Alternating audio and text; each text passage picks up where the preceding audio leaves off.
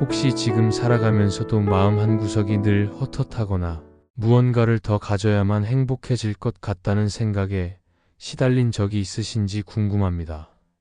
이러한 끝없는 갈망, 곧 탐욕은 고대부터 사람들이 공통적으로 겪어온 문제였고, 부처님께서도 평생에 걸쳐 그 해답을 제시하기 위해 여러 가르침을 펼치셨습니다.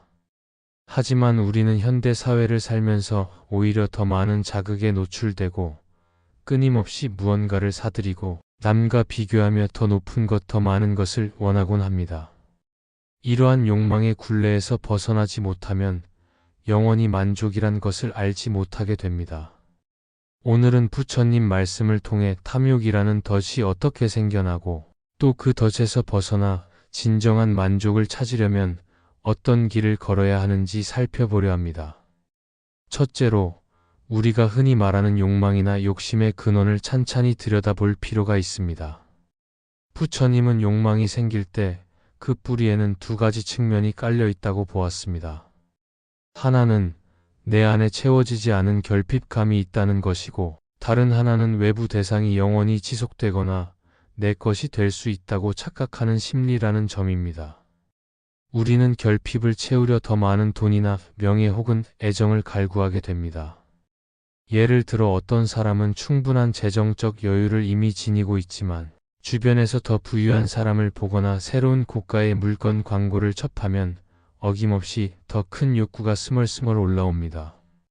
왜냐하면 우리 마음속 깊은 곳에는 부족함을 느끼는 습관과 바깥 대상을 손에 넣으면 그 부족감이 사라질 거라는 환상이 자리 잡고 있기 때문입니다. 두 번째로, 부처님은 적게 욕하고 만족할 줄 아는 마음, 즉 소욕지족의 태도를 거듭 강조하셨습니다. 소욕지족은 말 그대로 욕심을 줄이고 주어진 것에 만족한다는 뜻입니다. 이 개념을 제대로 이해하려면 만족이 정말 어디서 오는지 곰곰이 생각해야 합니다. 보통 사람들은 밖에서 어떤 조건을 충족해야 만족한다고 믿지만 사실 만족은 내 마음이 충분하다고 느낄 때 찾아옵니다. 가령 한 그릇의 밥을 먹을 때에도 그것이 내 몸을 움직일 만큼의 영향을 준다는 사실에 감사하고 음미한다면 이미 소욕지족을 실천하는 셈입니다. 반대로 입맛이 까다롭고 더 맛있는 것을 찾아 헤매는 사람은 최상급 재료를 구해도 곧 질려하며 늘 다음 새로운 자극을 원하게 됩니다. 소욕지족은 결코 나태함이나 발전의 포기가 아니라 내가 어디까지가 필요하고 어디부터는 과잉인지 분명히 아는 것이며 그 경계를 존중해 스스로 만족을 지를 줄 아는 태도입니다. 이제 무상을 관찰하는 자세에 대해서 이야기해 보겠습니다. 부처님 말씀에 따르면 이 세상에 영원히 변하지 않는 것은 없으며 모든 것은 생성과 소멸을 반복합니다. 우리가 아무리 애착을 갖고 있는 물건이든 관계든 결국 한계와 끝이 찾아온다는 것이지요. 욕심이 커질수록 우리는 그 욕심을 계속 붙잡고 싶어 합니다. 가령 고급 자동차나 대형 주택을 장만하면 이제야 행복해지겠지 싶지만 그 기쁨도 언젠가는 바래고 집이나 자동차도 오래 지나면 낡고 망가지는 순간이 옵니다. 무상을 제대로 통찰하면 무엇을 소유했다고 해서 절대적 행복이나 영원한 안정이 주어지지 않는다는 사실을 깨닫게 됩니다. 이것이 탐욕이 허망하다고 느끼는 결정적 이유이기도 합니다. 무상의 실상을 깊이 이해하는 사람은 더 이상 소유에 집착하지 않고 지금 내게 주어진 조건을 적절히 활용하면서도 필요 이상으로 매달리지 않게 됩니다.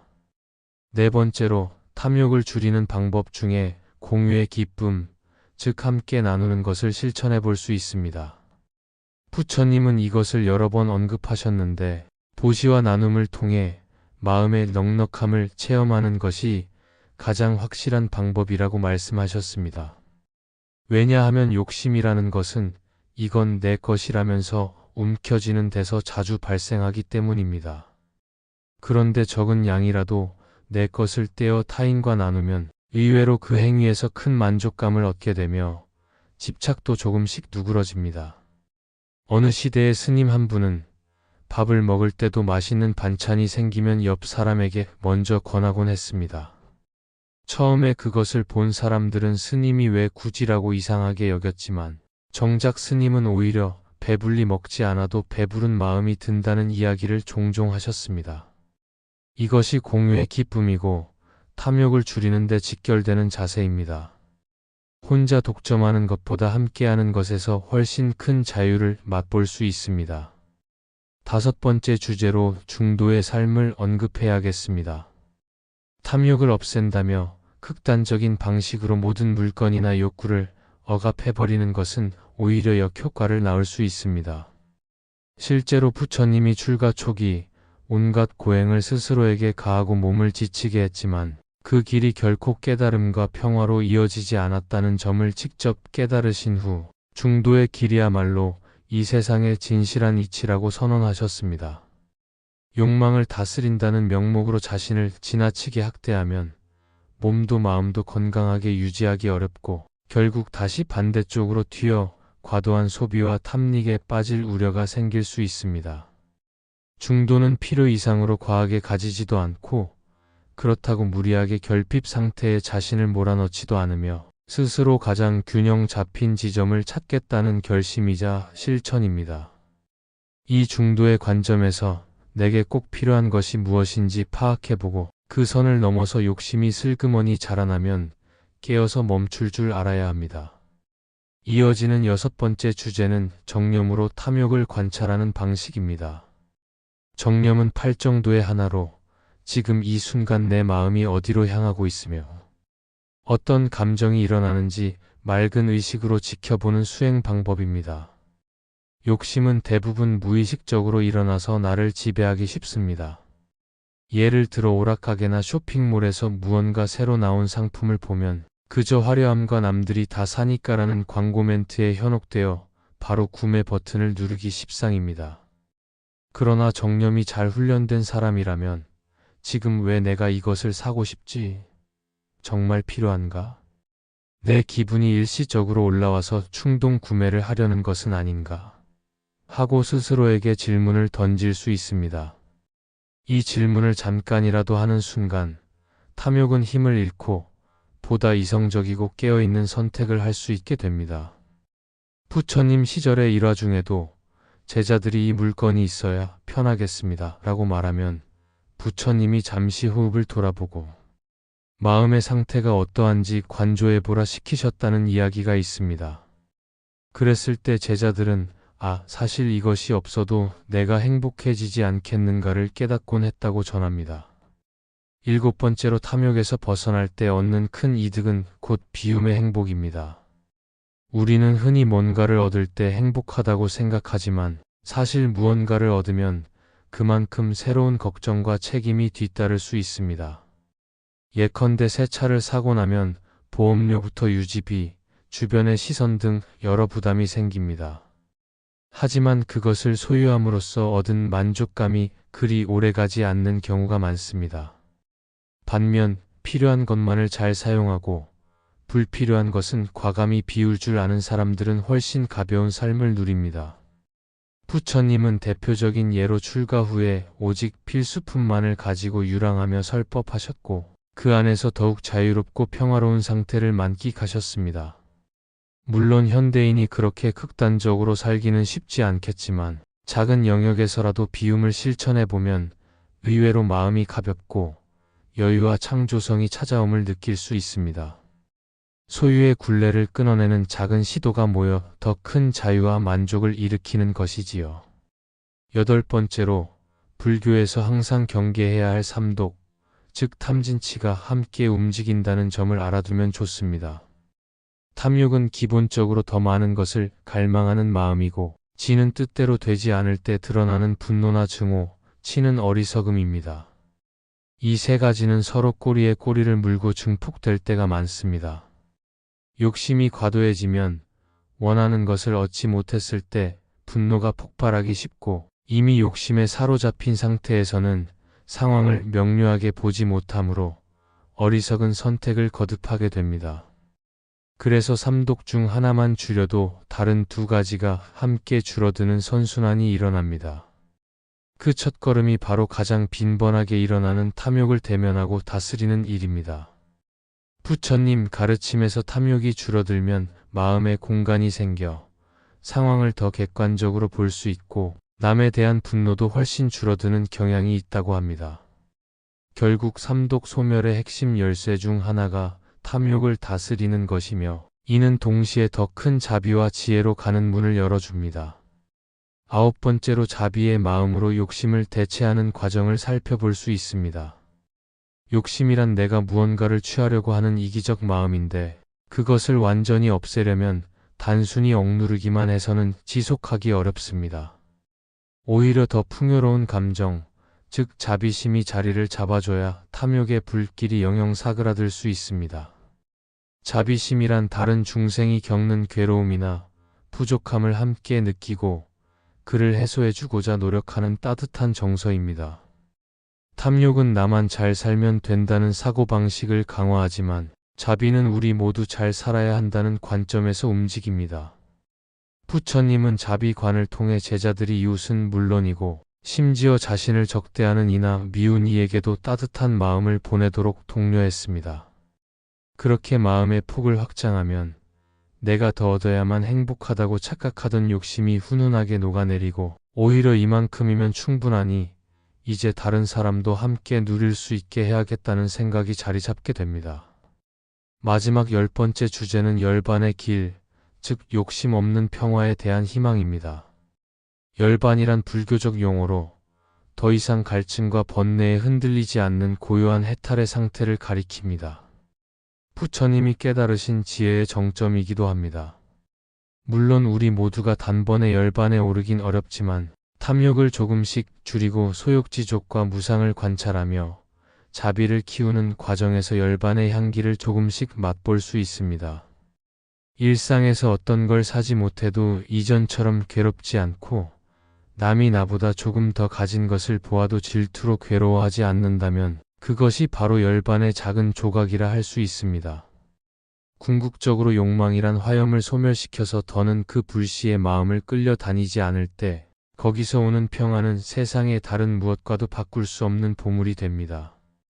여기까지 요약해보면 우리는 끝없는 욕심에서 벗어나 만족을 찾기 위해서는 다음과 같은 단계를 거칠 수 있습니다. 첫째, 탐욕이 무엇인지 그 뿌리를 자각하고 자신의 내면 결핍과 외부 대상에 대한 착각을 분명히 인식한다. 둘째, 소욕지족의 태도로 현재 내게 주어진 것을 충분히 누릴 줄 아는 연습을 한다. 셋째, 무상의 관찰을 통해 이 세상 모든 것은 변하고 사라지므로 집착하거나 독점해봐야 영구적 행복을 얻지 못한다는 사실을 깨닫는다. 넷째, 공유의 기쁨을 체험함으로써 움켜쥐는 대신 나누는 삶이 오히려 더 큰 풍요를 가져옴을 배운다. 다섯째, 중도라는 균형점을 찾고 욕심을 억압하지도 않고 방치하지도 않는 지혜로운 태도를 갖춘다. 여섯째, 정념으로 내 마음과 행동을 일일이 지켜보며 불필요한 욕심이 솟구칠 때 알아차리고 멈추는 훈련을 지속한다. 일곱째, 비움을 통해 물건이나 환경뿐 아니라 마음까지도 가볍게 하고 소유의 중압감에서 한결 자유로워진다. 여덟째, 삼독을 다스리는 핵심으로 탐욕을 줄여나가면 분노와 어리석음도 함께 약해진다는 점을 이해한다. 아홉째, 자비라는 긍정적 에너지로 탐욕을 대체하며 남과 함께 살아가려는 태도를 키운다. 그리고 마지막으로 열반이라는 궁극적 평온의 단계에 대한 희망을 품고 조금씩 앞으로 나아간다. 물론 이 모든 과정을 하루아침에 완성하기란 불가능할 겁니다. 부처님이 일생을 걸쳐 깨달으신 이치를 몇 마디 말로 정리할 수는 없어 보입니다. 그러나 중요한 것은 방향과 의도입니다. 내가 정말로 탐욕이 불러오는 괴로움에서 벗어나길 원하는가? 그리고 그것이 단순히 물질적 득실, 계산을 넘어서 내 마음의 평화를 위해, 남과의 유대를 위해 꼭 필요한 일임을 받아들이는가가 관건입니다. 일단 결심을 세우고 조금씩 실천해보면 예전 같으면 지나치게 욕심을 내던 상황에서도 한 걸음 물러서 관망할 수 있게 됩니다. 아, 여기서 또 불필요한 갈망이 올라오고 있구나. 이게 채워진다고 정말 행복해질까?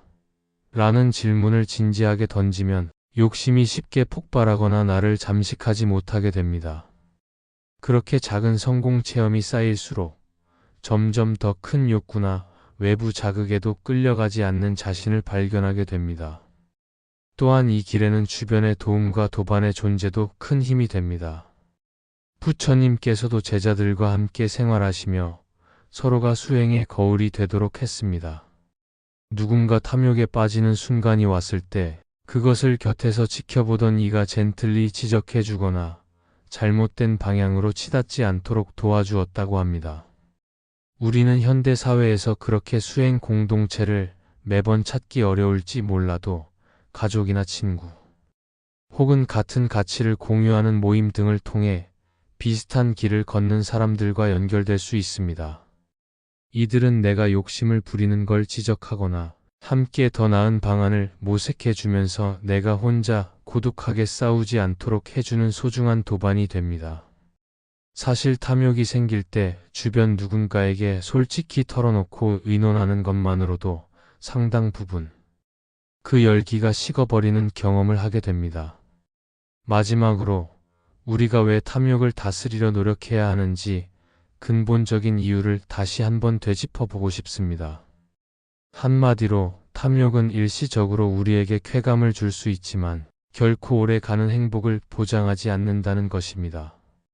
오늘 내가 큰 금전적 이득을 얻고 남보다 잘 나간다고 해도 내일은 더 큰 상대와 비교하며 다시 불만에 빠질 수 있습니다.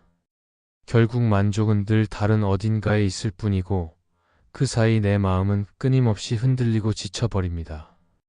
반면 욕심을 걷어내고 남과 함께하며 소박함 속에서 의미를 찾는 사람은 대단한 부나 명예가 없어도 마음의 평화가 지속됩니다. 눈으로 보기엔 별것 없어 보이는데도 내면이 단단하고 유연한 것이지요. 부처님은 그렇게 마음의 상태가 흔들리지 않는 것이야말로 진정한 부자, 진정한 승리자라고 하셨습니다. 많은 사람이 나는 원래 욕심 많은 성격인데 어떻게 바꾸겠어 하고 포기하기도 합니다. 그러나 탐욕은 타고난 성격이라기보다 내가 오랫동안 습관적으로 길러온 마음의 경향성에 가깝습니다. 습관은 분명 바뀔 수 있습니다. 처음엔 어색하고 어렵겠지만 조금만 의지를 발휘해 다른 선택을 반복하다 보면 서서히 새로운 패턴이 몸에 배게 됩니다. 그 과정에서 무리하게 자신을 몰아세우기보다 앞서 말했듯이 중도와 소욕지족의 정신을 잊지 말고 부드럽게 접근해야 꾸준히 이어갈 수 있습니다. 혹여 중간에 욕심이 폭발하는 순간이 와도 그것 자체가 끝이 아니라 또 한 번 배움의 기회임을 기억하면 됩니다. 아, 이렇게 내가 욕심에 사로잡혀 버렸구나. 다음에는 좀 더 빨리 알아차려야겠다라고 반성하고 다시 걸어가면 그 또한 한 걸음 발전한 것입니다. 윤회와 업의 관점에서 이런 탐욕 다스리기는 한 생의 문제를 넘어 여러 생의 운명을 바꿔놓을 수도 있다고 불교는 봅니다. 만약 내가 현재 삶에서 만족을 모른 채 끊임없이 갈망을 쫓는다면 그 업이 쌓여 다음 생에서도 끝없는 결핍감에 휩싸일 가능성이 큽니다. 반대로 지금 내 생에서라도 욕심을 줄이고 자비롭게 사는 습관이 든다면 그 선업의 씨앗이 다음 생에서도 긍정적인 인연을 불러와 더 좋은 조건에서 시작할 수 있을 것입니다. 사실 윤회를 믿지 않더라도 적어도 현재의 삶 안에서 탐욕을 줄인 덕택에 스트레스를 덜 받고 더 많은 사랑과 존경을 누릴 수 있다면 이미 그것이 큰 이익이라 할 수 있습니다. 윤회가 있건 없건 간에 탐욕에서 벗어난 마음은 지금 이 자리에서부터 자유를 맛보게 된다는 점이 핵심입니다. 우리는 흔히 욕망이 있어야 발전도 한다고 말하기도 합니다. 그런데 부처님 가르침에서 말하는 탐욕은 그저 발전을 위한 열정이나 목표의식과는 다른 차원입니다. 헛된 갈망이 우리를 쉬지 못하게 하고 이미 누리고 있는 행복조차 깨닫지 못하게 만들 때 그것이 곧 문제적 탐욕입니다. 전진하려는 의지나 학습 욕구, 성취감은 인간을 성장시키는 긍정적 에너지가 될 수 있으나 그것이 남보다 더 많은 보상을 가져야만 해 내가 이걸 못 얻으면 난 실패자야라는 강박으로 변질될 때 우리는 스스로를 불필요한 괴로움에 내던지게 됩니다. 따라서 부처님의 지혜를 빌려 열정과 탐욕을 잘 구분해낼 필요가 있습니다. 열정은 과정과 결과 모두에서 의미를 느끼려는 마음이지만 탐욕은 결과만을 집착해 혹여 실패하면 무너지고 성공해도 더 큰 걸 원하게 만드는 악순환의 근원이 됩니다. 마지막으로 탐욕에서 벗어난 상태가 실제로 얼마나 해방감이 있는지 체험한 사례들이 종종 전해집니다. 예를 들어 한때 과도한 욕심을 지닌 기업가가 건강을 잃은 뒤 남은 재산 대부분을 사회에 환원하고 본인은 농촌에서 소박하게 살며 이웃과 작은 나눔을 이어간 덕분에 살아보니 이렇게 가벼울 수가 없네라고 고백했다는 이야기가 있습니다. 그는 이전에는 매일 매출과 기업 확장, 경쟁자와의 비교로 노이로제에 가까운 삶을 살았는데 지금은 물론 절대적 재산은 훨씬 줄었어도 마음은 더욱 풍족해졌다고 합니다. 부처님 역시 왕자 시절 대단한 궁전 생활을 한창 누리며 무엇 하나 부족함 없어 보이던 시절에도 끊임없는 의문과 공허함에 시달리다 결국 출가의 길로 나아가셨습니다. 그리고 그 길에서 처음으로 진정한 자유와 평온을 맞이하셨다고 전해집니다. 이 일화들은 물질적 풍요가 곧 마음의 풍요와 직결되지 않는다는 불교적 통찰을 생생히 보여줍니다. 이처럼 탐욕은 그냥 일상적인 욕심이 아니라 우리 내면을 잠식하고 인생 전체를 흔들어댈 수 있는 강력한 힘입니다. 하지만 부처님 말씀대로 그 뿌리를 이해하고 소욕지족과 무상의 관찰, 공유의 기쁨, 중도의 실천, 정념을 통한 관찰, 비움의 행복, 삼독 소멸, 자비의 확장, 열반에 이르는 길 등을 차근차근 따라가면 끝없는 욕심에 허덕이는 대신 만족과 평온을 누릴 수 있습니다. 그리고 그 만족은 아무리 반짝해도 사라지는 쾌락이 아니라 내 삶을 더욱 단단하게 지탱해주는 내적 기둥이 됩니다. 현실적으로 모든 욕심을 한 번에 뿌리 뽑기란 불가능하겠지만 적어도 욕심이 무한대로 확장되어 삶을 질식시키는 사태는 막을 수 있을 것입니다. 마무리하자면 탐욕에서 벗어나 만족을 찾는 과정은 계속되는 수행이자 배움의 길입니다. 번뇌와 갈등이 끊이지 않는 현대 사회에서도 부처님 가르침이 빛을 발하는 이유가 바로 여기에 있습니다. 언제나 새로운 상품, 새로운 라이프 스타일, 새로운 업적을 보라며 자극하는 사회에서 그 모든 것을 뒤로하고 이미 내게 충분한 것이 많구나를 발견하는 순간 그 따뜻하고 편안한 경험은 어떤 사치품이나 일시적 성취가 줄 수 없는 깊은 행복을 선물합니다. 나아가 이러한 실천이 쌓이면 내가 누렸던 행복과 자원을 타인과 나누고자 하는 마음이 자연스럽게 일어나고 이는 또 다른 이들이 탐욕의 굴레에서 벗어날 수 있는 계기가 됩니다. 결국 욕심을 버리고자 애쓰는 한 사람의 노력이 주변 사람에게도 좋은 영향을 미치는 긍정적 파동이 되어 더욱 많은 이가 함께 자유를 맛볼 수 있으리라 믿습니다. 이처럼 세세하고 장황하게 설명했지만 한마디로 정리하자면 부처님이 강조하신 핵심 메시지는 끝없는 욕심은 결국 스스로를 묶는 굴레다. 적당히 만족할 줄 알고 자비심으로 채워가는 길이야말로 진정한 자유와 평화를 선물해 준다는 것입니다. 바쁘고 복잡한 오늘날 이 가르침이 더더욱 절실하게 다가오는 이유는 탐욕이 불러오는 문제들이 개인을 넘어 사회 전체를 집어삼키고 있기 때문입니다. 작은 것에서부터 시작해도 좋습니다. 늘 인터넷 쇼핑에 빠져 있다면 이번 달에 꼭 필요한 것만 사보는 실험을 해본다든지 사랑이나 관심을 얻기 위해 무언가를 과하게 요구하는 습관이 있다면 잠시 멈추고 내 안의 결핍을 직면해 본다든지 하루 식사 중 일부를 나누어 기부해 보는 것도 방법입니다. 이런 작은 움직임 하나하나가 욕심을 영양분 대신 깎아내고 만족과 연대감을 키워주는 소중한 시도가 됩니다. 종합해보면 탐욕을 다스리는 일은 불교의 핵심 과제 중 하나이며 동시에 이 시대의 모든 사람이 마주해야 할 과제이기도 합니다. 부처님은 그 길이 녹록지 않지만 반드시 걷는 보람이 있다고 여러 일화와 설법을 통해 확인해 주셨습니다. 인생 전체를 욕망 충족의 무대로 삼아 보아도 끝없는 갈증이 계속될 뿐이며 거기서 얻어지는 행복은 부질없이 사라집니다. 반면 내면의 깃든 욕심을 대면하고 조금씩 비워가는 과정을 거치다 보면 남들이 보기에 초라해 보여도 실제로는 훨씬 크고 깊은 만족을 누리게 됩니다. 그리고 그 만족은 주변에 전염되어 갈등과 욕심으로 피폐해진 사회를 조금씩 회복시키는 힘이 될 것입니다. 탐욕과 결핍의 악순환에서 벗어나 자유롭고 풍요로운 삶의 길로 나아가려는 모든 이에게 이 영상이 작은나마 길잡이가 되었으면 합니다.